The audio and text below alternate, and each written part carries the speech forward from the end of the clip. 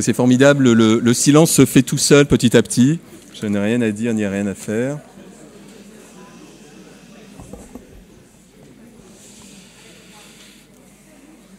C'est 7h moins 20, c'est raisonnable.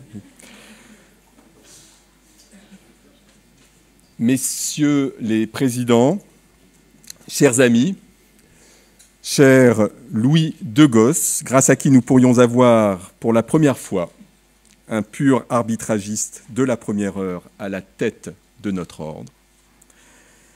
Bienvenue à toutes et tous à la conférence annuelle de l'AFA. Quel plaisir de vous retrouver. Parmi vous, beaucoup de jeunes.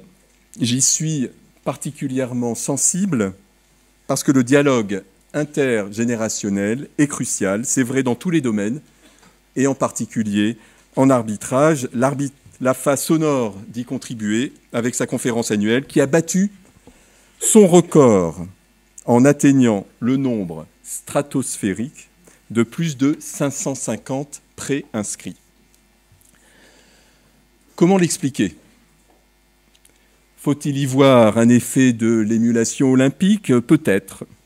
C'est vrai que nous avons les gradins, mais pas de compétition, sauf les éventuelles joutes intellectuelles que notre gladiateur suscitera après son intervention. Peut-être souhaitiez-vous voir les administrateurs de l'AFA accomplir une danse du ballet sur le parquet à l'image des bénévoles olympiques. Ce n'est pas faute d'avoir essayé de convaincre mes administrateurs. Vous serez déçus, il faut croire que la pratique arbitrale inhibe.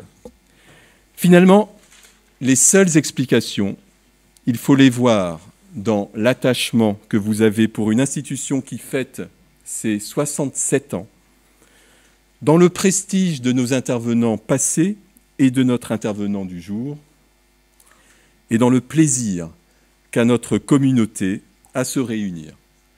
Point d'anneau dans cette communauté pour la souder, mais peut-être simplement pour citer Senghor, le bonheur d'être ensemble, et un liant plus noble que le plus noble des alliages, je veux parler de l'amitié arbitrale.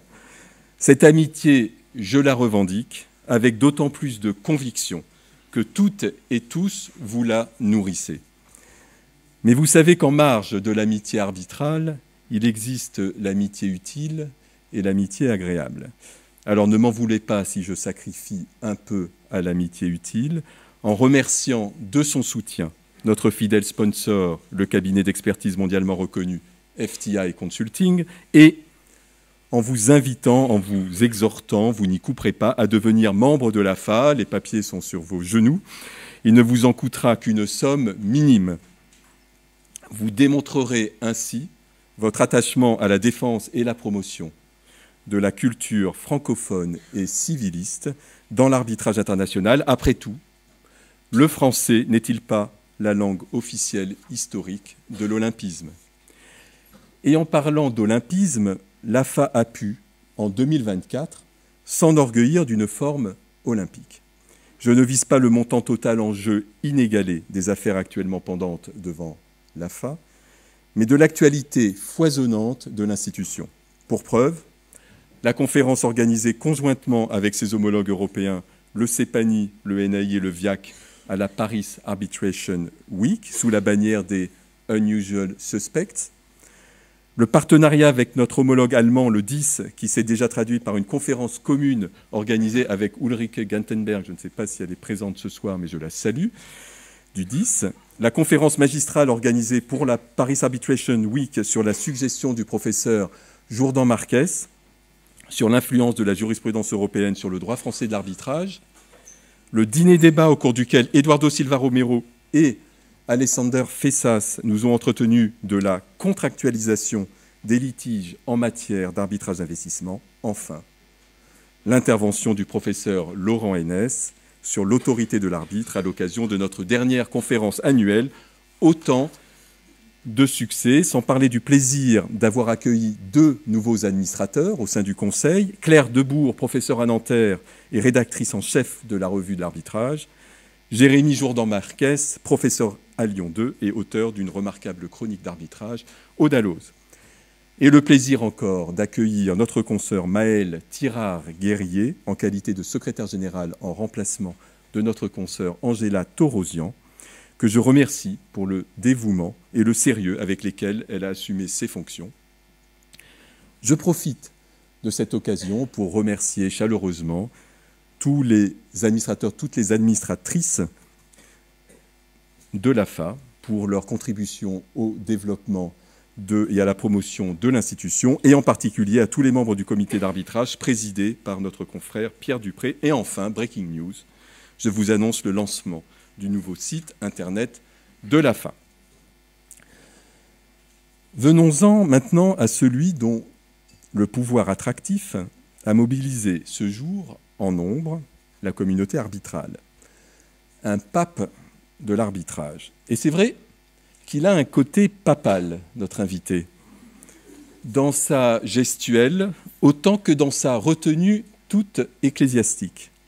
Je veux parler de notre confrère et immense arbitre, Yves de Reims. Cher Yves, à quoi dois-tu ce pouvoir attractif? D'airain, tu n'es pas façonné. De Reims, tu n'es pas originaire. Mais Yves, tu es. Saint patron de tous les juristes. Voilà donc le secret de ton pouvoir attractif. Mais à quoi dois-tu ton attrait pour la matière arbitrale? Certes, ton prénom te prédestinait à être juriste. Mais arbitragiste, à quel moment es-tu devenu le croisé de l'arbitrage, selon le mot de Frédéric Eisemann, secrétaire général au long cours de la CCI? Cette vocation, tu l'as trouvée, m'as-tu dit, au cours d'un séjour en Tunisie, où tu as fait de la thèse de Philippe Fouchard l'accompagnatrice de tes songes. Chacun son truc, me direz-vous. Toujours est-il que sa lecture assidue te convaincra à ton retour à Paris d'intégrer la CCI. Te voilà donc dès 1971, soit depuis 53 ans, au cœur du réacteur arbitral. Tu as côtoyé à la CCI des grands noms de l'arbitrage, comme Frédéric Eisemann, Peter Sanders et Jean Robert, dont je rappelle, avec ta permission, et à l'intention des plus jeunes, qu'il fut, dès les années 30, l'un des principaux contributeurs au développement de la CCI, le créateur du CFA en 1953, de la Revue de l'arbitrage en 1955, de l'AFA en 1957, l'un des principaux rédacteurs de la Convention de New York de 1958, l'un des deux créateurs de l'ICA et son premier président en 1961. Ce petit rappel pour dire que la CCI doit beaucoup à celui qui a créé l'AFA et que l'arbitrage international, s'il est marqué du sceau d'une certaine influence anglo-saxonne, doit beaucoup à des Français civilistes, parmi lesquels Yves de Reims. Yves, dans ton réacteur personnel, cette fois, et pas uniquement arbitral, tu as mis en fusion plusieurs combustibles qui ont contribué à te forger. Ta pensée, bien sûr, toujours claire et structurée, je rends hommage à l'auteur que tu es. Ton mariage, on ne peut pas évoquer ton parcours sans y associer ton épouse, Françoise. Le jazz, en guitariste émérite que tu es. La CCI, dont tu fus le secrétaire général, puis le président de l'Institut de droit des affaires internationales. Tes associés, qu'il s'agisse de Paul Gélinas, avec qui tu crées le premier cabinet de niche spécialisé en arbitrage en 1985, ou encore notamment, je vois Laurence Kieffer, mais notamment Hamid Garavi, avec qui tu crées un cabinet en 2009, dans lequel tu exerces toujours. La gastronomie et les vins, dans lesquels tu excelles. Les cultures du monde, je ne vise pas seulement les multiples langues que tu pratiques, mais surtout ton intérêt pour l'art des peuples extra-européens qui t'a fait rejoindre la Société des Amis du Musée de Québec, que je vous invite tous à rejoindre. Ainsi, la fusion te caractérise-t-elle, fusionnelle dans ton couple, fusionnelle dans ta relation avec les CCI, fusionnelle dans ta relation avec les associés, fusionnelle dans le jazz, fusionnelle peut-être encore dans ce qui sera ta perception du contenu du droit appliqué par les arbitres. Ce contenu d'aucuns voudraient le dépersonnaliser, l'objectiver, le désanimer, dans un mouvement normatif croissant, qui tente à vouloir faire des arbitres des applicateurs de normes, en oubliant que la justice arbitrale n'est pas une justice institutionnelle, mais une justice incarnée. Si j'ai insisté sur la fusion à propos de notre intervenant, c'est que le contenu du droit appliqué par les arbitres doit, à mon sens, être le résultat d'une fusion et non d'un agrégat. Dans le creuset arbitral que constitue le délibéré, les arbitres doivent créer une forme de vie, pour reprendre le mot employé en titre de ton liber amicorum. Cette forme de vie que créent les arbitres, c'est la sentence. Cette sentence ne doit pas être le résultat d'un précipité, mais d'une sublimation. Les arbitres doivent se méfier des solutions thérapeutiques, ils ne doivent pas céder à la tentation du temps court par un usage irraisonné des précédents. Les précédents conduisent à la normalisation de la pensée, au positivisme juridique que l'arbitrage devrait, au contraire, viser à transcender. Le deep data exacerbe la logique positiviste. L'intelligence y est collective et donc censée être plus fiable et juste que l'intelligence individuelle. En d'autres termes, la vérité serait plus vraie parce qu'elle est collective et préétablie. Pour ma part, je me range à la devise des Clermont-Tonnerre, si omnes ego non, même si tous les autres, pas moi. Le danger est en effet de céder à ce que les philosophes appellent le biais de confirmation et ce que Brodin appelait l'instinct d'imitation. C'est la propension de toute personne à préférer agréger à ses croyances les éléments qui les confortent et à rejeter, voire ignorer les éléments qui pourraient les déstabiliser. C'est donc renoncer par confort au libre arbitre, à la liberté de penser. Pourtant, cette liberté est l'essence de l'arbitrage. Alors, bien sûr, Carbonnier nous rappelle que la liberté est affaire d'énergie. Bien sûr, liberté rime avec solitude. Et on sait que la solitude rend vulnérable et que la liberté fait peur. Mais cette liberté, comme cette solitude, ne sont pas des fardeaux. La liberté de l'arbitre, cher Yves, tu la défendais déjà dans un article de 1986. La liberté permet de penser par soi-même. Et je cite Oscar Wilde. Un homme qui ne pense pas par lui-même ne pense pas du tout. Alors, ne cédons pas au mirage de la normalisation des précédents. Et ce, d'autant moins que dans sa solitude, l'arbitrage n'est pas isolé. L'arbitre n'est pas isolé. Il a des étoiles pour le guider. Ce sont les valeurs, distance, proximité, intégrité, mesure, immanentes à la fonction juridictionnelle, qui lui permettent de transcender la norme pour arriver à la solution juste et dire le droit à cette occasion, plutôt que simplement l'appliquer. Vous l'aurez compris, mon propos s'est concentré sur le contenant du droit, plutôt que sur son contenu.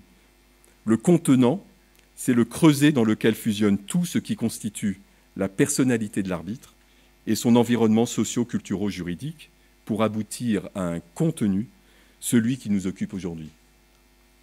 Ce creuset, le réacteur arbitral, c'est donc avant tout le cerveau de l'arbitre.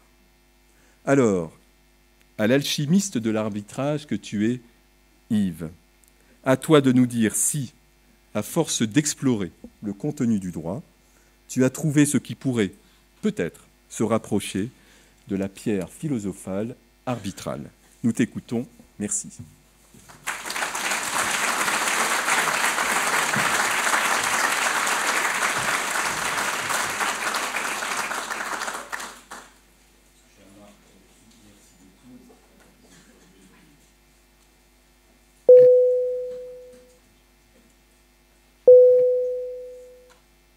Voilà.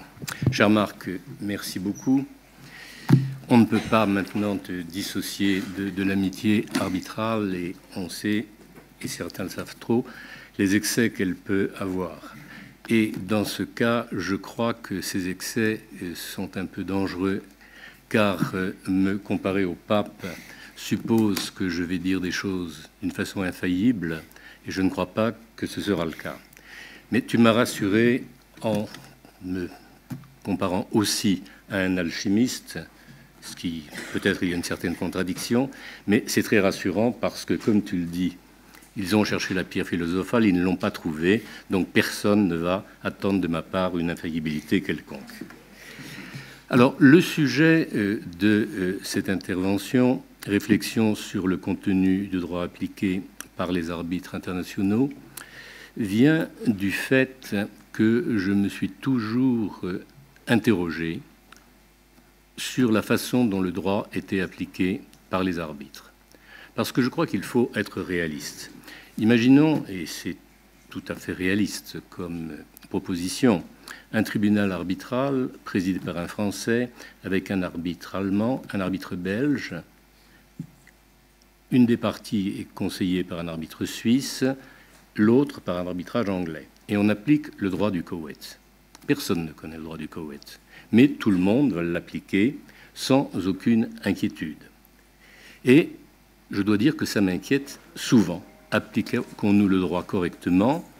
Et je crois que ce n'est pas le cas, et je crois aussi que ce n'est pas grave. Et si ça n'est pas grave, ce n'est pas parce que dans énormément de cas, les arbitres n'ont pas beaucoup à se soucier du droit. Ils règlent le litige en appliquant des dispositions contractuelles et personne ne leur demande de s'interroger chaque fois sur la légalité des dispositions contractuelles qu'ils appliquent. Mais il reste néanmoins que dans un nombre de cas importants, l'arbitrage, la solution du litige, va dépendre de solutions fondées sur un droit. Et dans ce cas-là, que fait l'arbitre qui le connaît ou qui ne le connaît pas? Et je crois que pour poursuivre cette réflexion, il faut se souvenir que par rapport au juge, l'arbitre est dans une situation tout à fait particulière. Il n'a pas de lex-fori, par conséquent, il n'y a pas de loi compétente, par conséquent, il n'y a pas de loi étrangère, et par conséquent, l'arbitre n'est pas en charge de préserver un ordre juridique quelconque, peut-être l'ordre juridique arbitral, mais je ne veux pas rentrer dans ce débat. Alors, dans quelle position est l'arbitre? Selon la plupart des droits nationaux, avec quelques nuances, l'arbitre doit appliquer le droit choisi par les parties, et si les parties n'ont pas fait de choix, il doit appliquer le droit qu'il va estimer approprié, de moins en moins en passant par une règle de conflit. Mais tout ça crée un espace de liberté que tu rappelais, qui pose un certain nombre de questions. Nous savons que les arbitres, lorsqu'elles décident du droit applicable, peuvent choisir un droit national, et c'est ce qu'elles font dans la plupart des cas, mais elles peuvent aussi appliquer ou choisir des normes nationales, principes unis droit par exemple. On sait aussi que rien n'interdit aux parties de procéder à un dépeçage du droit applicable, et elles peuvent le faire d'une façon expresse. On peut s'interroger sur la possibilité de le faire de façon implicite. Les parties peuvent introduire dans le contrat des clauses de stabilisation du droit. Bien. Donc il y a cette liberté qui, on va le voir, est la source de problème. Et puis, il y a la liberté des arbitres lorsque les parties n'ont pas choisi le droit applicable. On sait tous que l'arbitre va procéder à la détermination du droit applicable dans cette situation en utilisant diverses méthodes, et je ne vais pas les rappeler, vous êtes tous au courant de cela. Dans la pratique, que se passe-t-il? Dans la pratique, les choses sont moins compliquées, mais pas plus simples. Dans la pratique, les parties vont présenter le droit applicable aux arbitres en lui expliquant, en cherchant à lui prouver, souvent en utilisant des expertises juridiques. Alors que doit faire l'arbitre?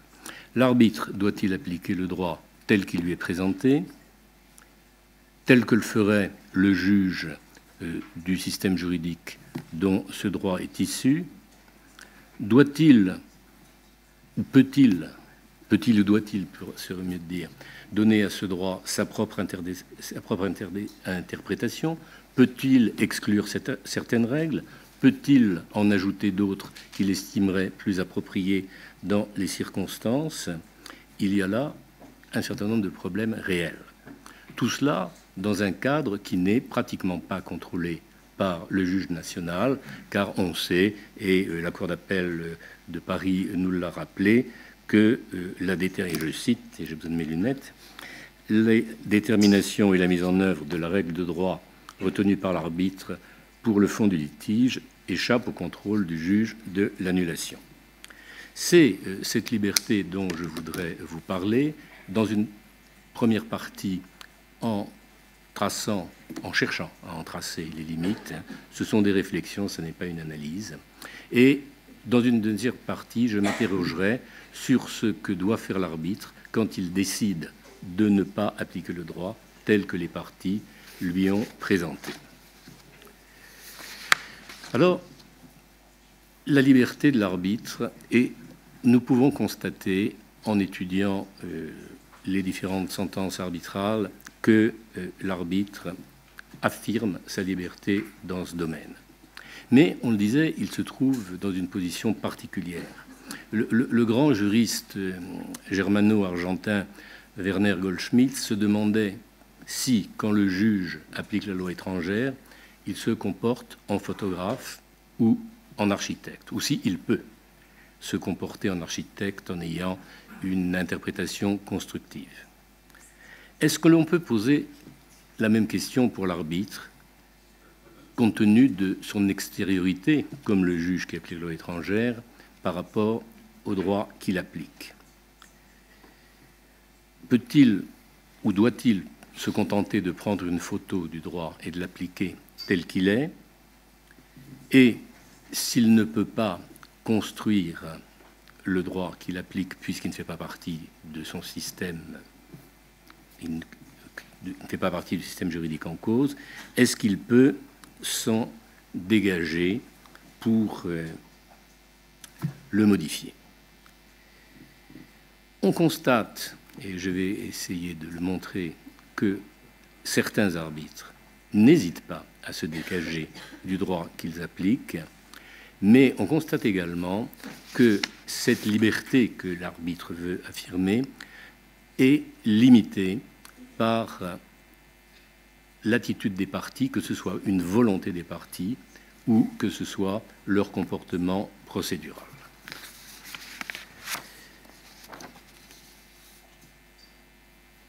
On voit que l'arbitre affirme sa liberté en prenant trois exemples. Il y en a peut-être d'autres. En ce qui concerne les règles nationales d'interprétation, lorsqu'il lui appartient ou lorsqu'il a besoin de combler des lacunes du droit applicable ou de le compléter plus simplement, et puis vis-à-vis d'une certaine indépendance qui est parfois affirmée vis-à-vis de la jurisprudence du droit qu'il applique. Alors, l'interprétation tout d'abord. Les droits nationaux contiennent tous des règles d'interprétation des contrats. On a coutume d'opposer les pays de la famille du droit civil qui ont des règles d'interprétation qui cherchent à établir la volonté interne des parties. Il y a des règles de bon sens dans les différents codes civils que le doyen Carbonnier appelait des guidanes. Et puis, dans les systèmes de common law, on recherche à établir la volonté déclarée des parties, et là aussi il y a des règles qui sont des règles qui tendent à écarter, des règles de preuve qui tendent à écarter l'admission de preuves extrinsèques au contrat pour déterminer son contenu. Or, on constate que les arbitres n'ont pas envie de guidane, en tout cas les arbitres civilistes, mais on constate également que certains arbitres de common law ont tendance à se dégager des règles établies. Le professeur Joshua Carton a écrit un article sur ce point où il se plaint vigoureusement de la liberté que les arbitres prennent vis-à-vis des règles d'interprétation et surtout des arbitres de common law parce que ça le concerne évidemment plus. Mais il est certain que les arbitres, consciemment ou inconsciemment, appliquent rarement les règles d'interprétation des contrats telles qu'elles résultent des droits nationaux. Inconsciemment d'abord, et c'est probablement là le plus grave, et ça n'est pas très glorieux. On constate que beaucoup d'arbitres ont tendance, inconsciemment, à se référer aux principes d'interprétation de leur droit national sans trop se soucier de ce que sont les principes d'interprétation qui existent dans le droit national applicable. Et les parties le savent bien. Hein. Si l'on a un contrat dont on souhaite une application stricte, on préférera un arbitre de common law. Si on veut au contraire une interprétation qui fasse plus de place à la bonne foi, à la pratique, on va préférer un arbitre de civil law, quel que soit le droit applicable. Mais il y a aussi une détermination chez certains arbitres de se dégager des règles du droit applicable. Et l'on voit là une volonté d'internationalisation dans de nombreuses sentences, et je peux en citer plusieurs. Une sentence qui interprète en se référant à des principes d'interprétation raisonnables sans savoir dans quel droit ils vont être puisés. Et dans un article tout à fait remarquable publié à la Revue de l'Arbitrage, Laurent Lévy et Fabrice Robertizo ont fait une étude détaillée de l'interprétation arbitrale et ils montrent de nombreuses sentences qui font allusion à des principes généraux en matière d'interprétation et qui citent des règles dites de portée générale comme la règle in claris non fit interpretatio, la règle contra proferentem, l'exigence que toute interprétation soit compatible avec la bonne foi, ce qui n'est certainement pas une règle universelle, mais les arbitres l'affirment sans beaucoup de précautions. De même, la loi spéciale des Roques sur la loi générale, etc., etc. À la lumière de ces précédents, le professeur Joshua Carston regrette vivement que finalement, les arbitres internationaux, ne se souciant pas tellement des règles nationales d'interprétation, recherchent la volonté réelle des parties plutôt que toute autre chose, et sans se référer à des règles particulières, ils recueillent toutes les preuves qu'ils peuvent récupérer pour déterminer cette volonté des parties. C'est plutôt là, il y a un but, chercher la volonté réelle, et ensuite on la trouve comme on le peut, avec les preuves disponibles. J'ai écrit, et Marc a eu la gentillesse de rappeler mon grand âge, j'ai écrit en 1976 que l'interprétation des contrats est un des domaines où les arbitres du commerce international sont le plus enclins à se dégager des droits nationaux pour s'en remettre aux principes généraux du droit. Je pense que c'est toujours d'actualité. Simplement, j'étais un tout petit peu optimiste et je ne prévoyais pas certainement que certains arbitres déclareraient ça tout en ignorant les règles d'interprétation des contrats internationaux. On voit par exemple dans la sentence d'Allah contre Pakistan, la deuxième sentence partielle, les arbitres déclaraient, je vais traduire, les principes qu'ils vont appliquer, ils disent que les principes d'interprétation contractuelle selon la loi saoudienne ne sont pas substantiellement différents de ceux qui s'appliquent au Pakistan en common law et dans le droit européen continental. Donc on est tranquille, on applique ce que l'on veut. Alors je crois qu'il est quand même préférable, comme on le voit certains arbitres le faire, d'appliquer les principes unidroits parce qu'il y a une certaine volonté, avec succès je crois, d'universalisme, et mieux vaut se tenir à ça que d'inventer des principes qui n'existent pas. Ce que je dis, la recherche de la volonté interne des parties est vraie pour l'arbitrage commercial. Ça n'est pas vrai pour l'arbitrage d'investissement, où l'on voit que dans l'interprétation des traités, les arbitres se gardent bien de rechercher la volonté des États contractants. Ils s'en tiennent à une interprétation littérale des traités. C'est donc la volonté déclarée. Et je crois d'ailleurs, mais ça c'est une opinion personnelle, que ça contribue beaucoup à une certaine méfiance aujourd'hui des États vis-à-vis de l'arbitrage d'investissement, qui ne retrouvent pas toujours ce qu'ils avaient cherché simplement parce qu'ils ne l'ont pas écrit. Autre domaine où l'on voit une affirmation de l'arbitre de se dégager du droit national applicable, du droit applicable, national ou pas, c'est lorsqu'il a besoin de compléter ce droit. Alors, il peut avoir besoin de la compléter dans deux hypothèses. La première, et c'est la plus fréquente, c'est que les parties ne l'ont pas suffisamment informé. Il ne dispose pas des informations. Et puis, il n'a pas vraiment les moyens de les trouver. Et d'autre part, il arrive aussi que dans un droit donné, la question n'ait pas été tranchée. Que fait l'arbitre? La solution, elle est très vieille.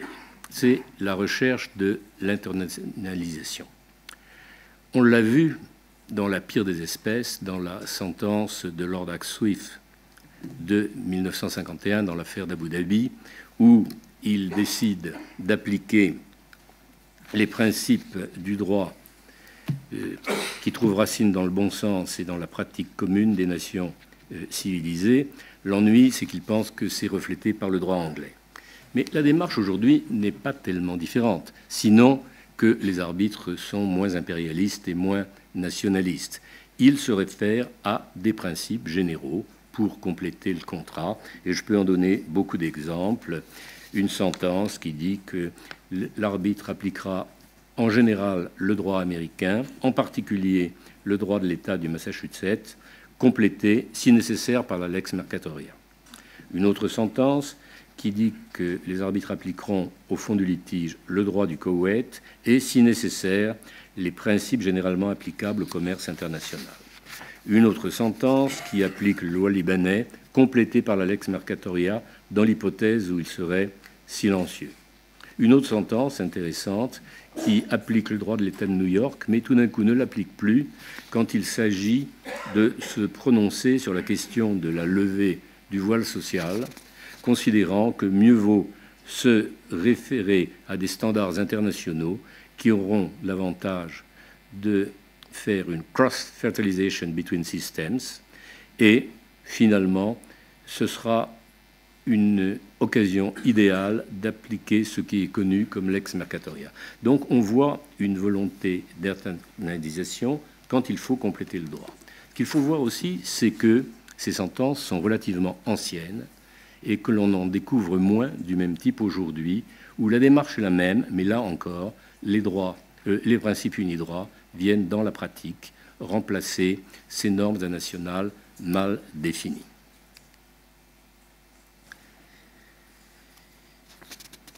Je donnerai un dernier exemple qui me paraît intéressant.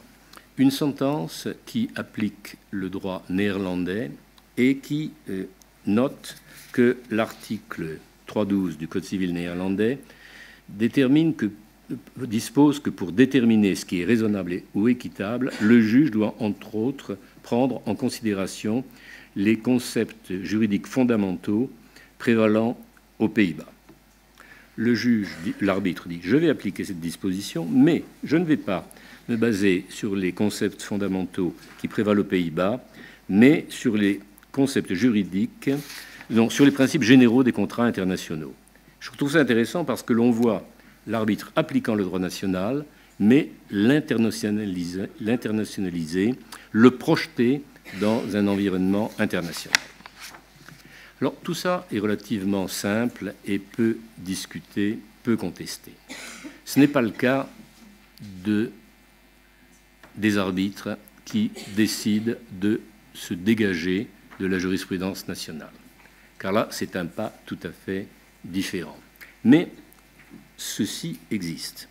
Et François Perret l'a bien montré dans un article dans le Libera Amicorum de Serge Azareff. Il explique que la jurisprudence n'est pas une source de droit en droit suisse, que les juridictions inférieures ne sont pas tenues de respecter les décisions des juridictions supérieur, sauf dans les États de common law. Et il donne un exemple intéressant d'une sentence rendue en droit italien. En droit italien, l'action pour vice de qualité de la chose vendue se prescrit en 1 an, nous dit François Perret. Et je pense que c'est certainement vrai. Un arrêt de la Cour de cassation italienne de 2004 a appliqué ce délai de prescription à l'action en garantie de valeur d'une société pour établir le prix d'un paquet d'actions. Il y avait une garantie sur le prix de la valeur des actions.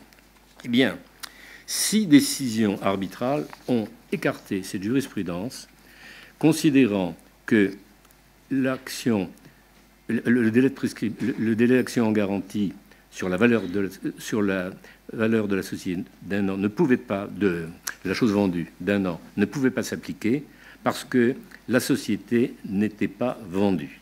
Et ils ont appliqué le délai de prescription ordinaire de 10 ans, suivant cela, apparemment, la doctrine dominante en Italie qui conteste la position de la Cour de cassation. Klaus-Peter Berger donne l'exemple de décisions du même type en Allemagne concernant une sentence préliminaire de 2001 qui écarte la jurisprudence de la Cour fédérale qui ne reconnaissait pas les clauses de limitation de responsabilité qui n'avaient pas fait l'objet de négociations particulières, les arbitres considérant que ça ne correspondait pas à la pratique internationale. Alors, cette liberté que certains arbitres, et ils ne sont pas très nombreux, s'octroient vis-à-vis de la jurisprudence nationale est contestée. Pierre Mayer, ici présent, écrit que le droit doit être appliqué par l'arbitre tel qu'il l'est effectivement dans le système juridique dont il est issu.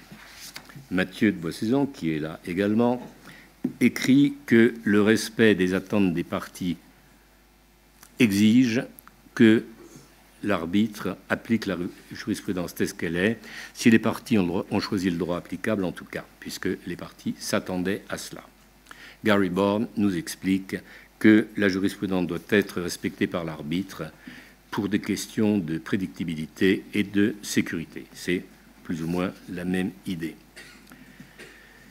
Je pense que la question n'est pas si simple. Il est certain que la plupart des arbitres, moi compris, vont appliquer la jurisprudence. Mais qu'est-ce que c'est que la jurisprudence? Si vous avez un système juridique dans lequel vous avez une décision de la Cour de cassation qui date de 15 ans, qui représente la position de la Cour suprême, et il y a 5 décisions de cour d'appel différentes, plus récentes. Quelle est la jurisprudence? Que doit choisir l'arbitre? Je crois que la question se pose. On ne peut pas l'ignorer en se disant peut-être que le juge qui serait saisi de cette question, le magistrat de cour d'appel dans le pays donné, ferait comme les autres cours d'appel et n'appliquerait pas la décision de la Cour de cassation. L'arbitre doit-il vraiment ignorer cela et prendre une photo? C'est la jurisprudence. Est-ce qu'elle est aujourd'hui? La jurisprudence est-elle dominante? On ne sait pas. Je crois que la question se pose et que l'arbitre doit vraiment se la poser. L'arbitre a-t-il moins de pouvoir que le juge? Ne peut-il pas lui-même décider d'appliquer le droit différemment? Après tout, pourquoi pas? En plus, la jurisprudence n'est pas statique. Si on veut répondre aux attentes des parties, doit-on appliquer la jurisprudence telle qu'elle était à la date du contrat ou lorsqu'elle se présente à la date du litige? Ceux qui s'opposent, comme mon ami Mathieu et mon ami Pierre, aux arbitres qui ignorent la jurisprudence pour des raisons de sécurité et de prédictibilité, est-ce qu'on ne devrait pas plutôt se référer à la jurisprudence de la date du contrat? Je crois qu'il y a des tas de questions qui se posent et que l'arbitre peut, dans certains cas, avoir à les résoudre. En plus, se demander si une jurisprudence qui ne se serait développée que dans un cadre national, pour des questions nationales, est adaptée à un problème international. Donc il me semble que l'arbitre, dans la grande majorité, doit appliquer la jurisprudence nationale, sauf si, par une décision motivée, il peut justifier du fait qu'il ne l'applique pas.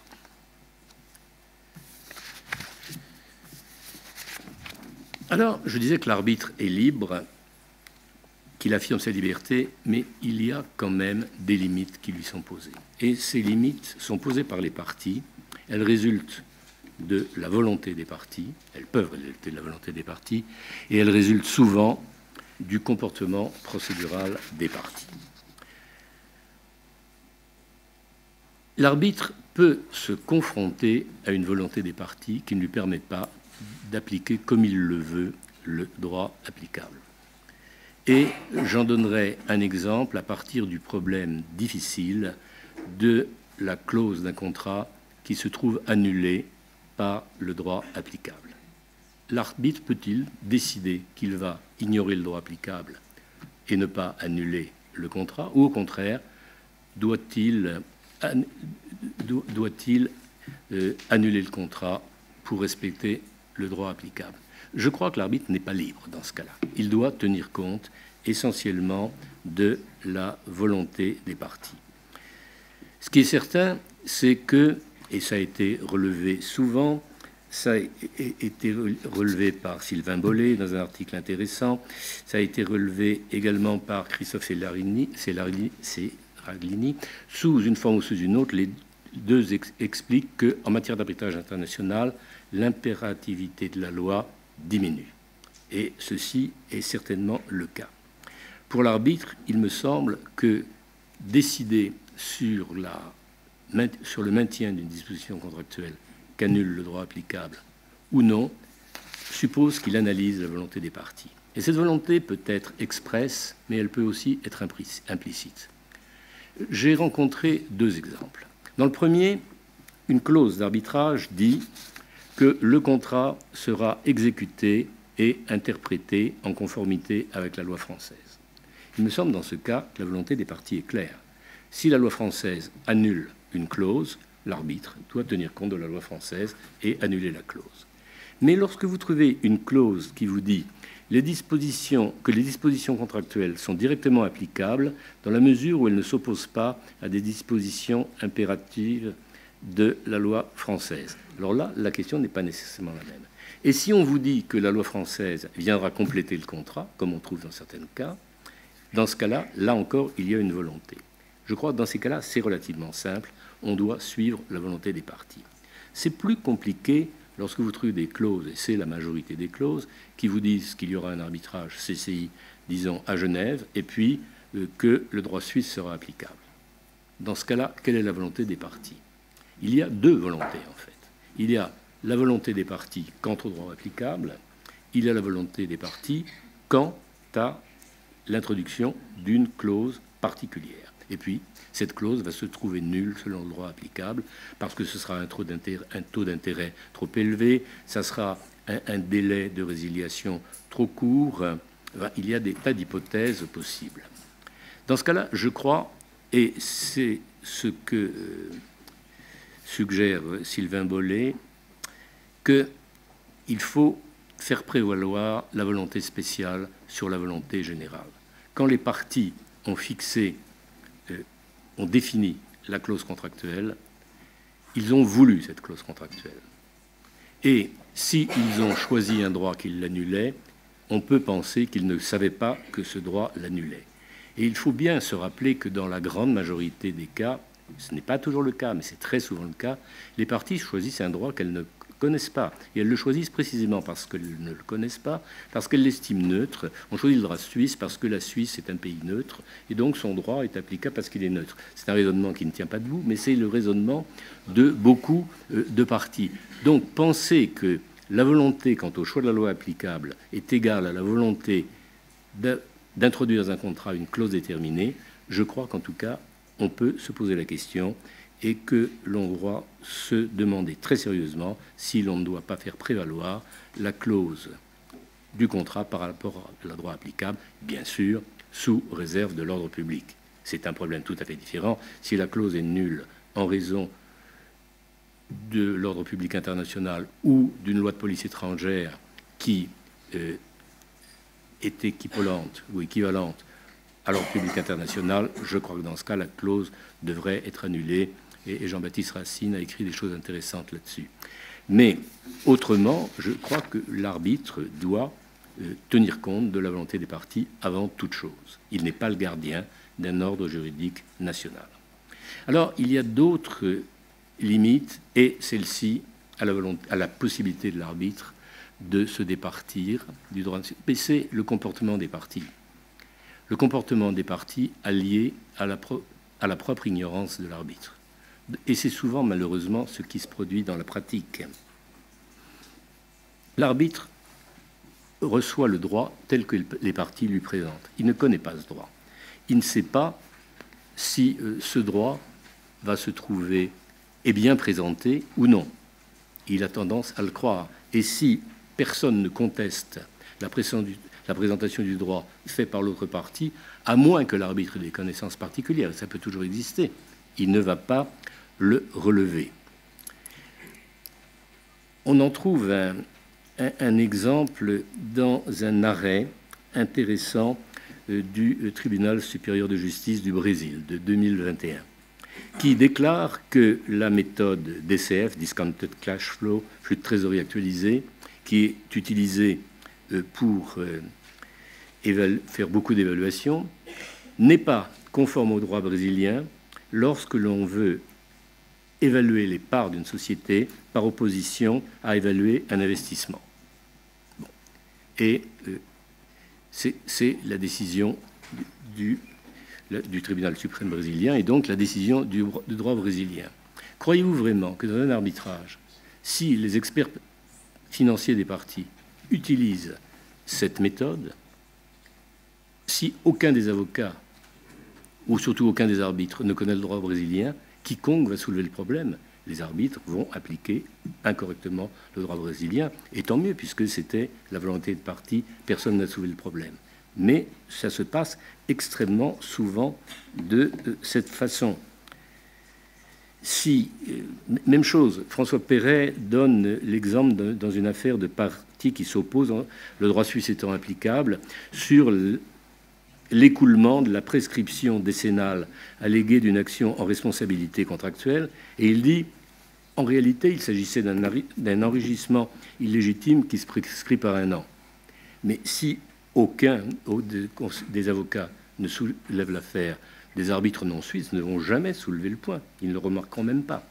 Donc on voit bien que dans beaucoup de cas, le droit est mal appliqué. Pourquoi?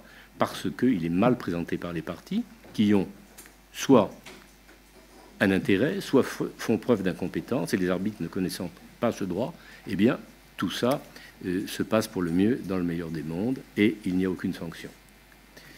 Je crois que c'est un peu regrettable, mais on doit bien le constater. Alors, ça n'arrive pas toujours, et il arrive que l'arbitre, comme je le disais, a une connaissance du droit applicable, ou bien qu'il soit curieux de nature et qu'il ait envie de procéder à une recherche personnelle de ce droit. Que doit-il faire? S'il constate l'existence de solutions juridiques qui n'ont pas été invoquées par les parties, peut-il en faire usage? Doit-il en faire usage? Il y a un exemple qui est connu dans la jurisprudence française, qui est donné par la décision rendue dans l'affaire Millicorp contre l'Égypte, un contrat de concession, le concédant met fin au contrat, le concessionnaire met en cause la responsabilité contractuelle du concédant et demande des dommages d'intérêt, l'arbitre ne constate pas de faute contractuelle, mais il constate que le contrat est nul selon le droit égyptien applicable et il octroie au concédant une somme qui correspond à la valeur des infrastructures qui sont restées entre les mains du concessionnaire. L'arrêt est annulé, la sentence est annulée. Mais on voit que ce problème se pose. Et elle est annulée pourquoi? Parce qu'il y a une violation du principe de contradiction. L'arbitre n'a pas soulevé la question.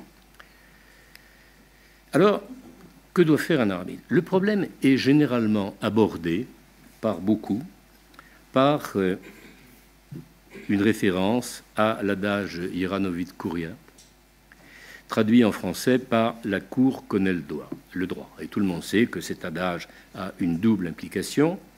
Le juge connaît la norme applicable, c'est son office de la faire observer, et dans un certain nombre de pays du monde, il l'a fait observer sans demander l'avis des parties. Le principe de contradiction n'est pas respecté. Par ailleurs, le principe dispense les parties d'apporter la preuve du droit.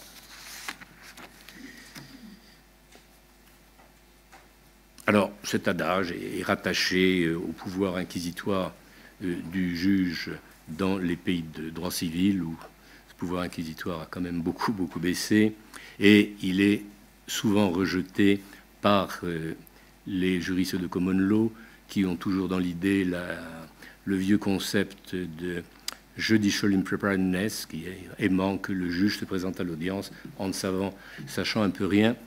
Tout ça n'a pas vraiment sa place dans l'arbitrage. Et j'écrivais plus tard qu'en 1976, 20 ans après, j'écrivais « Iura Novid Kuria n'a pas sa place en matière d'arbitrage » et j'en suis tout à fait persuadé. J'en suis persuadé et finalement, la forme littérale de l'adage le fait pressentir. Parce que veut dire cet adage ? Il n'y a plus beaucoup de gens qui font du latin aujourd'hui. Mais ce n'est pas utile de rappeler qu'on a affaire dans nos vites à un prétérite. Ce n'est pas un présent. C'est un prétérite. Et c'est un prétérite d'un verbe, nocere, qui ne signifie pas connaître. C'est apprendre. C'est commencer à connaître. Et le passé, dire qu'on a fini d'apprendre à connaître. Donc, on sait. Donc, il est bien évident que l'arbitre international ne sait pas. A priori, il ne connaît pas le droit qu'il applique. Autrement, il n'aurait souvent pas été choisi quand ce droit est le droit d'une des deux parties. Dans la plupart des cas, on l'a vu, l'arbitre ne le connaît pas. Et même quand c'est son droit national, est-ce qu'il le connaît vraiment bien? On peut en douter. Hein. On ne connaît pas le droit, personne ne connaît le droit, comme on connaît l'étape de multiplication. Donc, l'arbitre ne connaît pas le droit applicable bien. Dire qu'il le connaît, ce n'est pas la solution. Ce qu'il faut, c'est réellement voir le problème tel qu'il se pose en pratique. Et je vais rapidement, parce que le temps passe, distinguer dans ce domaine l'arbitrage commercial et l'arbitrage d'investissement, car la question n'est pas abordée exactement de la même façon. Il me semble qu'il y a trois questions qui se posent. L'arbitre a-t-il le pouvoir de rechercher le contenu du droit applicable? L'arbitre a-t-il le devoir de rechercher le contenu du droit applicable? Et l'arbitre peut-il invoquer une règle de droit invoquée par les parties sans la soumettre à un débat contradictoire? Parce que c'est ça, l'application pure et dure de l'adage Iura Novid Kuria. Or, donc, admettre l'application de cet adage, c'est répondre oui à ces trois questions. On constate que la plupart des droits nationaux répondent oui à la première. L'arbitre peut rechercher le droit applicable. Ils ne répondent pas oui à la seconde. Doit-il rechercher le droit applicable? Et peu d'entre eux répondent oui à la troisième. Peut-il se dispenser de consulter les parties? C'est le cas du droit suisse, c'est le cas du droit allemand, c'est avec des nuances. Hein. C'est le cas du droit suédois, c'est le cas du droit brésilien. Il y a un arrêt du tribunal suprême, pas du tribunal suprême brésilien, du tribunal de São Paulo, le montre. C'est d'ailleurs assez intéressant, c'est une décision qui a été commentée par Claire Debourg et Gustavo Schaeffer à la revue de l'arbitrage. C'est une affaire où se posait le problème de levée du voile social. Une partie prétendait que deux entreprises étaient contrôlées par une troisième et donc voulait agir contre cette troisième partie. L'arbitre a écarté cette démarche et l'a remplacée par une action différente qui est la faute du tiers, considérer que cette troisième partie avait commis une faute et donc il n'a pas levé le voile social et était directement. Le tribunal brésilien a considéré qu'il n'était pas nécessaire que l'arbitre ait soulevé cette approche juridique différente, puisqu'il appliquait le droit brésilien comme c'était sa mission et que ceci était le droit brésilien. Ceci, évidemment, en France, n'est pas concevable. Depuis que l'on a abandonné la théorie du moyen qui est dans la cause, l'arbitre doit, évidemment, s'il soulève une qualification juridique ou un moyen juridique nouveau, doit le soumettre au débat des parties. Donc, on peut conclure que l'arbitre peut soulever des moyens juridiques nouveaux de sa propre autorité, il peut essayer de corriger l'application du droit applicable que font les parties, à condition qu'il ait soumis cela au débat contradictoire. Mais on a tendance à penser ça en France, je le pense profondément, mais on constate que ça n'est pas admis aussi facilement que ça. Si, par exemple, on prend connaissance des règles de Prague, qui sont censées représenter une approche continentale du droit de l'arbitrage, on voit à l'article 7 la preuve d'une position juridique incombe à la partie qui se fonde sur celle-ci. Néanmoins, le tribunal arbitral peut appliquer les dispositions juridiques non invoquées par les parties s'il le juge nécessaire, notamment les règles d'ordre public. Donc on n'est pas fanatique. Hein. On dit c'est surtout pour les règles d'ordre public qu'il faut le faire, mais pas nécessairement. Et bien sûr, il faut soumettre ça à débat contradictoire. Mais ce qui me frappe plus, c'est que l'association de droit international qui a établi un rapport sur le contenu du droit appliqué par les arbitres se montre très réticente. Et on voit sa 6e recommandation qui dit que les arbitres ne devraient pas soulever une nouvelle position juridique pouvant affecter la solution juridique du litige que les parties n'ont pas soulevée, sauf si l'ordre public ou des lois d'application immédiate sont en cause. Donc, il y a là aussi une certaine réticence. Et je pense que la réticence, et on le trouve sous la plume de certains auteurs, c'est qu'en soulevant une question juridique, on risque d'aider une partie, de sortir de la neutralité que l'on attend de l'arbitre. Et je crois en fait que la question n'est pas simple. Il y a différentes considérations qu'il faut prendre en compte. Il faut de toute façon ne pas oublier que l'arbitre est chargé de résoudre un litige et de ne pas mettre en œuvre la règle de droit. Et si on lui a donné des éléments pour résoudre le litige, il doit leur donner priorité, à moins qu'il trouve une raison vraiment déterminante de ne pas le faire. D'autre part, l'arbitre ne doit pas oublier que les parties sont libres de s'entendre sur le contenu du droit applicable, sous réserve de l'ordre public. Et si elles le font mal, après tout, c'est sur quoi elles se sont entendues. Mais sur l'autre balle, d'un autre côté, comme le dit bien Ian Paulson, entre deux inepties juridiques, est-ce que l'arbitre est vraiment obligé de choisir la moindre? C'est pas évident non plus. On doit vouloir corriger la situation si elle est vraiment peu acceptable du point de vue juridique. Mais on doit en même temps éviter de favoriser une partie. Donc je crois que là, on est dans une situation extrêmement difficile et il est indispensable pour cette raison d'abord de se préoccuper de la neutralité et ensuite, si jamais on décide d'intervenir parce que les positions juridiques des parties ne paraissent vraiment pas raisonnables et ni acceptables et que l'on ne peut pas écrire n'importe quoi quand on est un arbitre, eh bien, dans ce cas, il faut présenter aux parties la question, les interroger pour vérifier d'une part que le droit que l'on prétend appliquer, la règle de droit qu'on prétend appliquer, si c'est n'est pas son propre droit national, on l'a bien comprise, on essaie de l'appliquer correctement, et puis, de façon plus importante, que la construction juridique que l'on propose correspond bien au fait du dossier. Parce que je crois qu'il ne faut pas perdre de vue que les parties invoquent les faits en fonction aussi de la règle juridique qu'ils veulent voir appliquée. Il y a des faits qui ne votent pas parce que ça ne leur convient pas. Et ces faits, personne ne les connaît. Si l'arbitre, tout d'un coup, prend une autre construction, il est tout à fait possible que cette construction ne soit pas compatible avec des faits qui n'ont jamais été présentés par les parties. Donc il est absolument indispensable de présenter la question aux parties, et l'adage d'ami factum debo ius, ça ne marche pas, parce que les parties ne donnent jamais tous les faits. Donc il faut faire très attention à cela.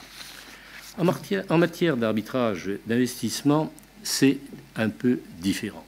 C'est un peu différent parce que on constate, les arbitres se réfèrent chaque fois qu'ils en ont l'occasion à l'adage Iuri Novit Curia, et ils font ceci en se référant aux décisions de la Cour de justice internationale qui le fait extrêmement fréquemment. Et ceci, je crois, c'est compréhensible dans une certaine limite. C'est compréhensible parce que, en matière d'arbitrage d'investissement, les décisions des arbitres dépassent dans leur portée les intérêts des seules parties. Il y a des interprétations de traités, il y a des affirmations quant à ce qu'est le droit international qui importent à toutes les parties. Et je crois que, de ce fait, l'adage Iuri Novit Curia a un certain sens, du moins dans une certaine limite, comme je le disais.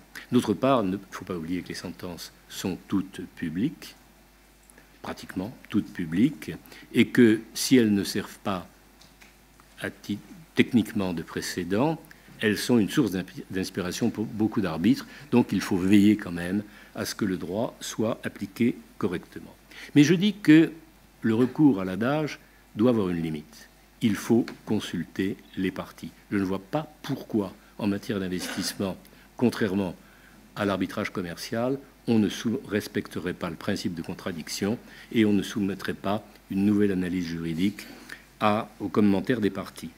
Malheureusement, ce n'est pas la position de la jurisprudence arbitrale, ce n'est pas la position de toute la jurisprudence arbitrale. La motivation de certaines sentences... Bon, il y a une certaine différence déjà entre l'application de règles de droit international et lorsque les arbitres d'investissement appliquent un droit national. Là, on semble penser que, appliquant un droit national, il n'y a pas tellement de raisons qu'ils appliquent directement et totalement l'adage Iura Novit Curia. Mais quand même, on voit la motivation de certaines sentences qui semblent qu'un débat contradictoire, sans doute, est nécessaire, mais à la condition qu'il n'entraîne pas de retard de procédure. Ce que je trouve assez extraordinaire. Mais c'est exactement ce que dit le comité d'annulation dans l'affaire bien connue Klockner, qui explique que les arbitres, évidemment, peuvent retenir en cours de délibéré un fondement juridique non invoqué par les parties, pourvu qu'il entre dans le cadre juridique du litige, on est dans le moyen dans la cause, là, et que la réouverture des débats est une question d'opportunité. Car réouvrir le débat ralentirait ou paralyserait la procédure. Je trouve ça tout à fait étonnant et je préfère nettement la solution qui a été rendue dans le comité d'annulation dans l'affaire Mitchell, c'est notre ami Antonias Di Molissa qui présidait et qui dit clairement que l'adage Iura Novit Curia permet au tribunal de relever d'office des arguments juridiques, mais ne l'oblige pas, étant entendu que ces arguments juridiques nouveaux doivent être soumis au débat des parties. Mais évidemment, il ne s'agit plus de l'adage dans sa pureté.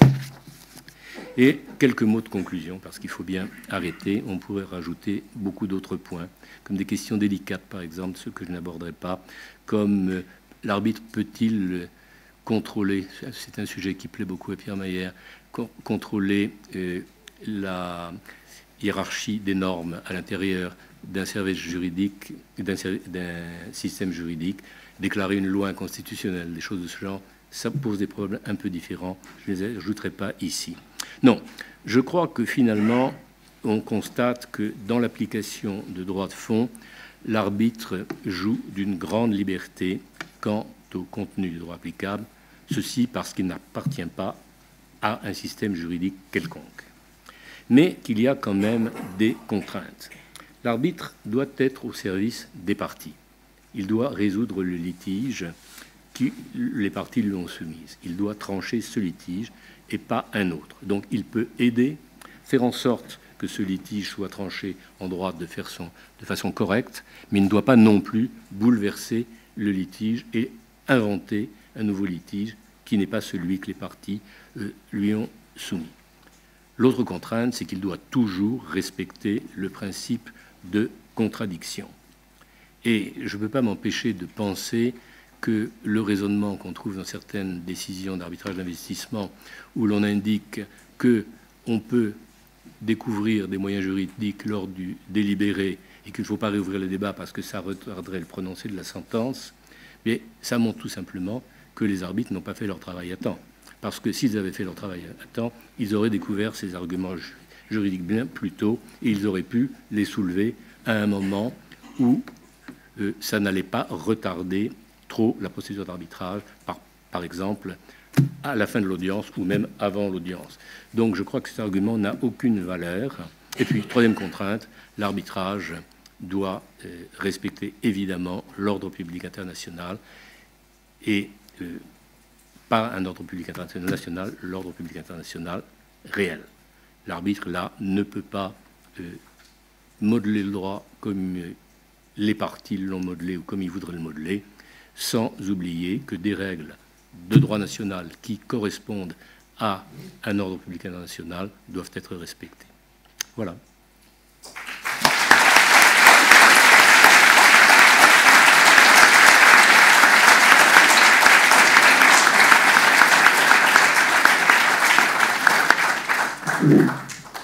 Un immense merci.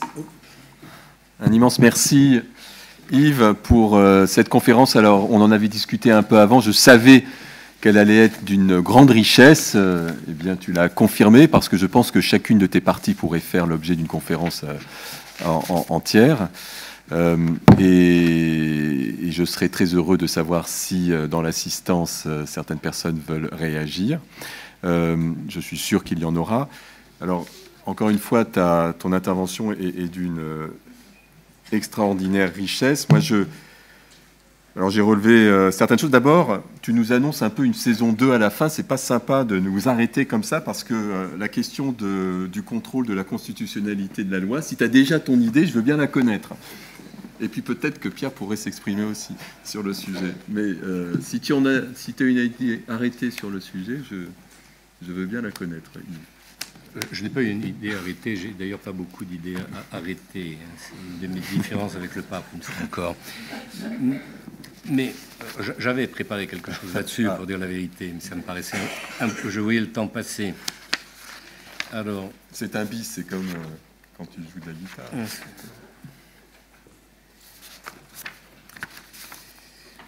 Non, je pense qu'il y a deux approches. Il y en a une qui a été très très bien défendue par Pierre Mayer, qui explique finalement que l'arbitre doit appliquer le droit tel qu'il est, et que si une disposition du droit national qui pourrait être considérée comme incompatible avec une disposition supérieure, ça peut être incompatible avec un traité, ça peut être incompatible avec la Constitution, ça peut être un règlement qui est incompatible avec une loi, tant que cette disposition n'a pas été déclarée telle dans le système juridique en cause, eh bien, on ne doit pas, l'arbitre n'a pas à se prononcer, il doit la considérer comme telle. Et ce qui est assez amusant, quand j'ai lu ça, c'est que je me suis souvenu d'une affaire d'arbitrage dans laquelle Pierre et moi étions ensemble, lui comme expert et moi comme conseil, un arbitrage entre une société brésilienne et une société américaine, où le problème s'est posé et les arbitres sont arrivés à cette solution. Alors il y a de l'autre côté une position tranchée qui est celle de Jan Paulsson, qui a une analyse à la Kelsen, considérant qu'une norme n'existe que par rapport à une norme supérieure et que un arbitre doit vérifier, du moins si le problème lui est posé, bien évidemment, doit vérifier que cette norme est bien valable par rapport à cette norme supérieure. Et dans son article sur la hiérarchie des normes, Pierre cite Jan Paulsson, qui dit extrêmement clairement qu'un tribunal international qui a le pouvoir d'appliquer le droit français ne peut pas s'incliner en silence devant un texte sans se prononcer sur l'allégation selon laquelle il est contraire à une norme qui a un statut plus élevé en droit français. Ceci à une époque où le juge français n'avait pas la possibilité de contrôler la constitutionnalité des lois. Bon, ce que je pense personnellement, c'est que je suis là quand même beaucoup plus proche de la position de Pierre, et c'est pourquoi je suis un peu passé, parce que ça ne paraissait pas très original, pas sa position, la mienne.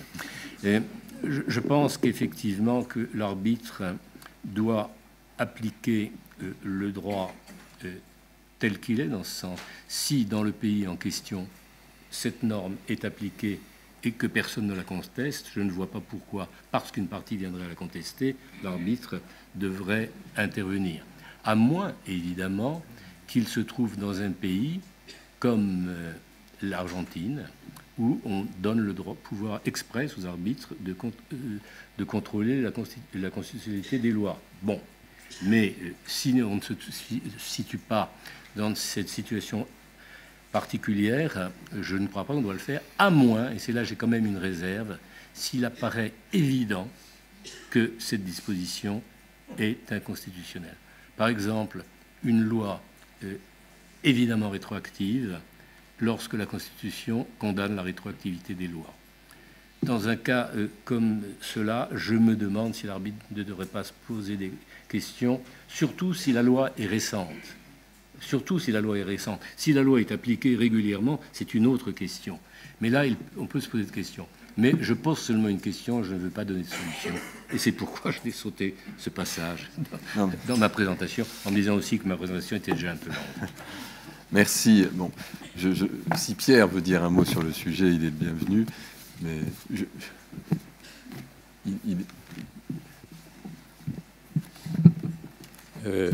oui, d'abord, de façon générale, je suis d'accord avec tout ce que tu as dit du début jusqu'à la fin.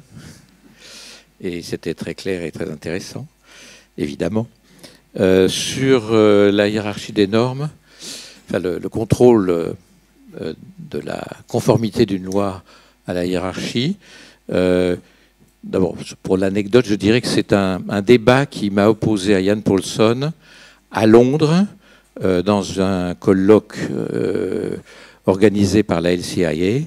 Et comme les Anglais aiment, l'un dit une chose et l'autre doit dire le contraire pour que ce soit intéressant. Mais je crois que tu as très bien résumé ma position. Alors, je pourrais ajouter, pour être pédant, que la position de Jan Paulsson, elle est kelsenienne. C'est-à-dire que pour lui, n'est une règle que ce qui est conforme à une règle supérieure. Et donc, il faut le vérifier. Tandis que ma position relève du réalisme juridique, c'est-à-dire qu'il faut appliquer le droit tel qu'il est en fait, c'est-à-dire tel qu'il se donne à connaître par les justiciables ou les sujets de droit, c'est-à-dire quelle serait leur prédiction dans un litige quelconque sur le contenu de la règle qui serait appliquée par le juge. Et tant qu'il n'y a pas eu de décision du Conseil constitutionnel disant que la règle n'existe pas, elle existe. Voilà. Merci Pierre. Alors c'est vrai que bon, le sujet, il n'est pas forcément évident.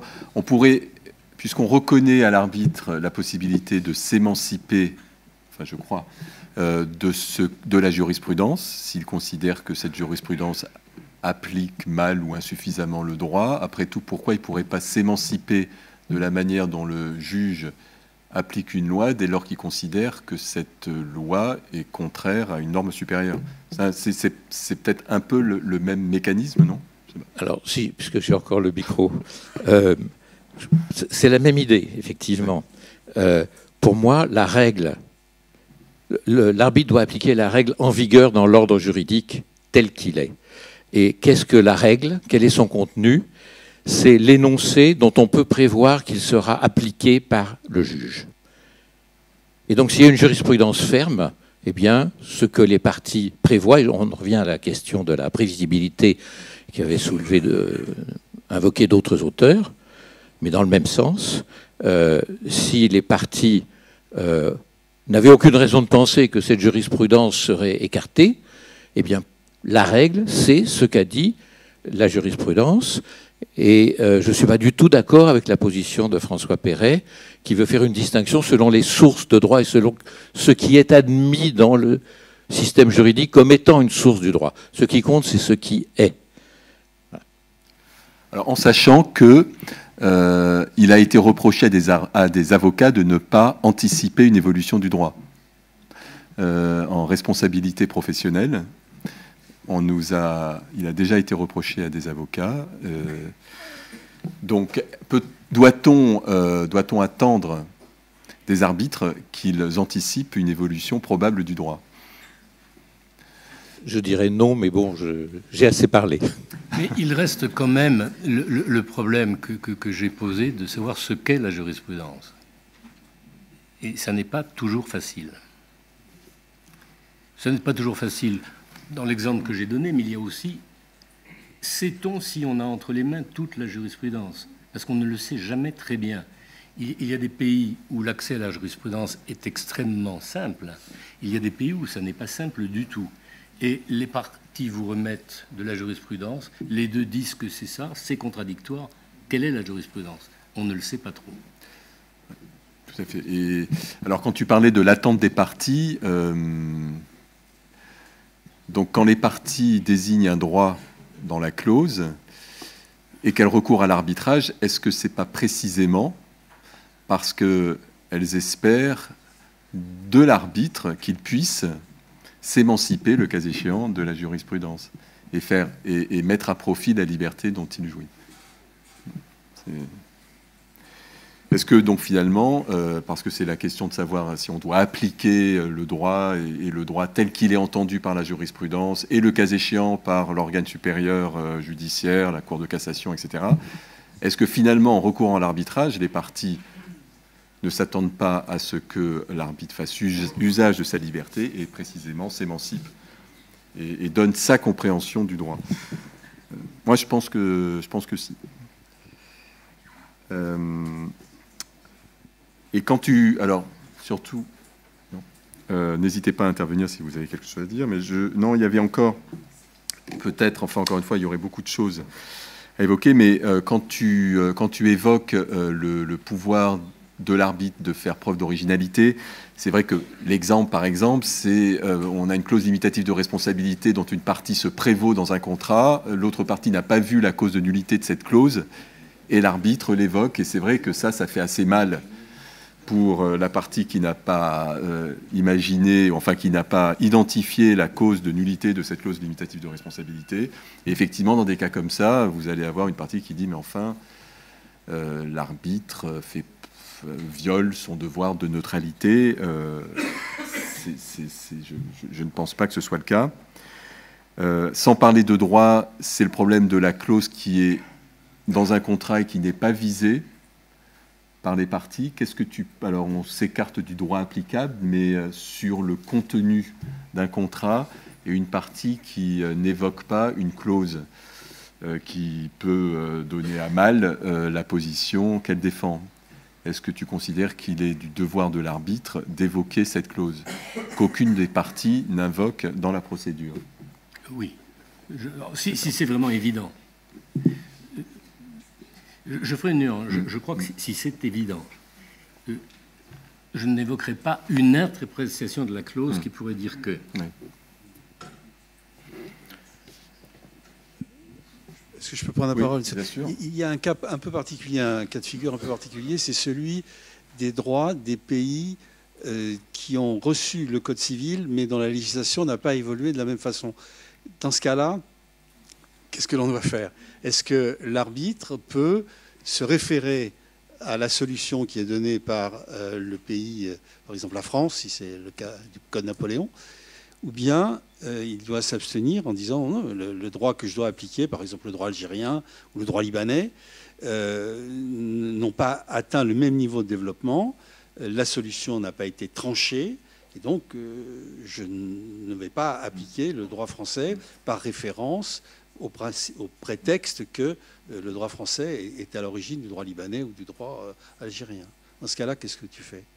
Moi, je pense que l'arbitre doit appliquer le droit tel qu'il est, à moins d'avoir une raison de ne pas le faire. C'est-à-dire, je ne vois pas pourquoi le droit qui n'a pas évolué ne serait pas applicable. Si on peut penser que c'est incompatible avec la volonté des parties, je pourrais peut-être modifier cette approche, mais tant qu'on ne me le démontre pas, le droit est ce qu'il est. Et je ne vois pas pourquoi un droit qui rendait des services en France il y a quelques années ne veut pas en rendre ailleurs toujours. À moins, comme je le dis, qu'il soit incompatible avec des aspects du commerce international. Mais dans ce cas-là, ça doit pouvoir s'expliquer. Et on se trouve dans la situation où je parlais de compléter le droit. Oui, vas-y. Charles. Oui. Je voulais juste te dire, cette discussion me rappelle un vieux souvenir, d'autant plus que mon contradicteur est à côté de moi, et qu'il y a quelques années, et qu'un des experts en droit, il ne doit pas être bien loin, tiens voilà, Laurent Inès, oui. La question était, avant la réforme du Code civil qui a introduit l'imprévision en droit français, pouvait-on, en se fondant sur une doctrine qui était assez puissante et bien représentée, des lege ferenda, appliquée par anticipation, une situation d'imprévision où on expliquait que ma cliente en particulier c'était en train de s'enrichir indécemment, non pas parce que quelqu'un avait souffert du changement de situation, mais parce que nous en profitions trop. Et mon adversaire était Mathieu. Nous n'avons ni l'un ni l'autre songé à dire que le tribunal n'avait pas le pouvoir de faire ça. Hein, nous avons plutôt, moi j'ai plutôt argumenté la question en disant, écoutez, c'est débattu, il y a même un projet de réforme de la loi qui est dans les valises du prochain ministre de la Justice peut-être, donc ça ne fait que renforcer ma position que le droit positif pour aujourd'hui, il est absolument clair, mais personne n'a songé à dire les arbitres ne peuvent pas faire ça. Non, mais si on veut pousser, puis je pense qu'on en terminera là, mais si on veut pousser cet argument, enfin, cette méthodologie, on pourrait dire pour des droits pas forcément très sophistiqués, civilistes, avec des codes qui ont pu être adoptés à une époque où l'essentiel du code avait vocation à gouverner des relations internes. Après tout, l'arbitre pourrait partir du constat que ce code, il a été fait pour des relations internes et par définition non pour des relations internationales. Et donc, par définition, je m'en émancipe parce que je m'en écarte, parce que ça n'a pas été fait pour ça. Et donc, je crée le droit, j'apporte la solution qui me paraît juste. Après tout... c'est quelque chose que l'on pourrait... Je crois qu'il y a quelque chose qu'il faut prendre aussi en considération dans la méthode. C'est que si les parties ont choisi le droit applicable, on peut lui faire dire beaucoup en interprétant la volonté des parties. On peut dire les parties ont introduit cette clause parce qu'elles la voulaient. Elles auraient pu choisir un autre droit, elles auraient pu procéder à un dépeçage, dont moi, je représente la volonté des parties et je vais faire ce dépeçage. Je reconnais cette clause comme ça. Bon, si on détermine la loi applicable en disant que c'est la loi la plus appropriée, on peut aussi, je crois, faire plus ou moins la même chose, dire que la loi n'est pas appropriée sur ce point. Mais lorsque l'on passe par une méthode conflictuelle, alors là, le raisonnement est beaucoup plus difficile à faire. Parce que si on applique, par exemple, la méthode que que je proposais il y a un certain temps, l'application cumulative des règles de conflit. On dit les conflits de 3 pays, les règles de conflit de 3 pays désignent cette loi, donc il faut l'appliquer. Dans ce cas-là, l'arbitre, à mon avis, n'a plus aucun pouvoir sur la loi qu'il a désignée de cette façon. Donc je pense qu'on ne peut pas ignorer totalement ce problème qui vient de la méthode de détermination du droit applicable. Merci Yves. Oui, Louis. Est-ce que le micro... Ah pardon, alors après ce sera Louis, oui. Oui, bonsoir. En écoutant votre exposé extrêmement intéressant d'ailleurs et assez détaillé, j'allais vous poser 2 questions générales sur des principes. La première, c'est que en vous écoutant sur le choix, le rôle de l'arbitre dans la recherche de la loi applicable, il m'a semblé que l'arbitre faisait une procédure inquisitoire, ce qui est contre les principes du droit civil que nous avons, où le juge civil ou commercial entend les parties sans rentrer dans d'autres détails. Par ailleurs, en ce qui concerne la constitutionnalité de la loi, il me semble que quand l'arbitre apprécie la constitutionnalité d'une loi applicable qui a été choisie par les parties, il devient une autorité supranationale. Enfin, quand on revient, et c'est juste une question que je vous pose, nous, avocats ou arbitres, moi-même, je suis les deux, nous avons le souci de l'exéquature de la sentence. Si nous considérons que le droit tunisien dont je suis, ou libanais, où nous avons des droits hérités du Code Napoléon, ne sont pas assez modernes, eh bien la sentence risque de ne pas obtenir l'exéquature ni en Tunisie, ni en Algérie, ni au Liban. Qu'en pensez-vous? Ah, la question, c'est ce que j'en pense. Bien. Ah oui, il faut une réponse, parce que oui. Finalement, quand on est arbitre, je pense qu'il y a on rend une justice. Il y a 3 aspects dans votre question. La première, sur le côté inquisitoire. Non, je crois précisément que ça n'est pas inquisitoire du tout, parce que ce que j'essaie de dire en tout cas, c'est que dans tous les cas, l'arbitre, s'il veut appliquer le droit différemment de la façon dont les parties le lui présentent, doit présenter la solution à laquelle il pense aux parties pour recueillir leur point de vue et ensuite seulement prendre sa décision. Pour la question de la constitutionnalité, je pense que ce n'est pas un problème supranational, c'est un problème à l'intérieur du système national. C'est simplement la question de savoir si l'arbitre peut avoir un rôle ou non à l'intérieur de ce système, et je crois plutôt non, avec une toute petite réserve dans le cas où la solution serait évidente. Troisièmement, la question de l'exéquature, je pense qu'actuellement, sauf s'il peut être établi de façon claire que l'arbitre, de façon délibérée, n'applique pas le droit que les parties ont choisi, et dans ce cas-là, n'a pas respecté sa mission. Autrement, si l'arbitre, de façon motivée, se fondant sur la volonté des parties, explique que le droit doit être compris de telle façon, dans la plupart des pays du monde, il n'encourt pas un risque d'annulation ni un risque de refus d'exéquature. Merci. Le dernier mot à notre candidat préféré. C'est pas pour ça que je prends la parole, mais... Il parlera plus. Oui. Non, merci beaucoup Yves pour cette présentation très riche, effectivement, beaucoup de questions complexes. Je voudrais revenir juste sur un point que tu as évoqué, sur le droit déjà choisi par les parties. Situation dans laquelle les arbitres pourraient s'en éloigner parce que finalement la loi choisie pourrait être un choix de circonstance en raison d'une neutralité. Tu avais parlé du droit suisse, parce que la Suisse est neutre. Il me semble qu'on peut compliquer, pourtant les questions sont déjà complexes, le raisonnement avec un point très pratique. Et c'est là-dessus que je voulais interroger ton expérience. C'est que bien souvent, le tribunal arbitral, c'est pas un arbitre unique. Et au sein du tribunal arbitral, lorsque c'est collégial, il y a des délibérations, donc des discussions. Et si le droit choisi par les parties est parfois de circonstance, il arrive aussi qu'une des parties ait envie de donner plus de poids au droit choisi, parce qu'elle y a intérêt.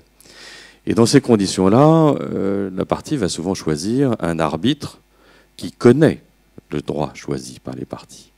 Et ma question est la suivante. Est-ce que cet arbitre-là, qui connaît le droit, par rapport aux deux autres qui, par définition ou par hypothèse, ne le connaissent pas, est-ce que cet arbitre-là n'a pas plus de poids dans la détermination du contenu du droit appliqué par les arbitres? Autrement dit, est-ce que ça n'est pas plus complexe, effectivement, lorsqu'on doit prendre en compte, finalement, le contenu du droit appliqué par les arbitres? C'est le droit qui sera déterminé par la majorité du tribunal, si ce n'est l'unanimité. Donc, il y a, me semble-t-il, un facteur de complication, là, et dans ton expérience, pour être simple, parce qu'on ne va pas refaire toute la soirée, mais est-ce que, effectivement, l'arbitre qui connaît le droit choisi par les parties a plus de poids, et dans ces cas-là, ça fait échapper en pratique à cette solution qui est de dire le droit choisi par les parties a peu d'importance parce qu'il est de circonstance, ou est-ce qu'au contraire, effectivement, cela va recentrer l'intégralité du litige de la Convention sur un droit applicable qui peut-être à la base n'avait pas l'importance qu'on peut lui donner après? Je pense qu'il y a effectivement un risque dans un délibéré que l'arbitre qui connaît le droit prenne une certaine prépondérance et c'est dangereux si ce n'est pas le président.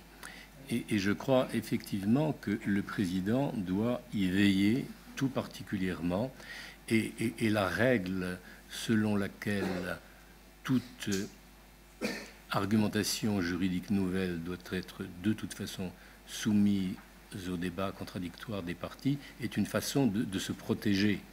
Parce que l'arbitre, en tout cas le président et les arbitres doivent veiller à se baser sur le droit tel qu'il a été présenté par les parties.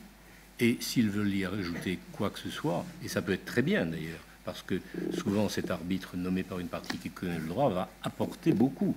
Mais il ne faut pas que cet apport soit un apport qui vienne subrepticement.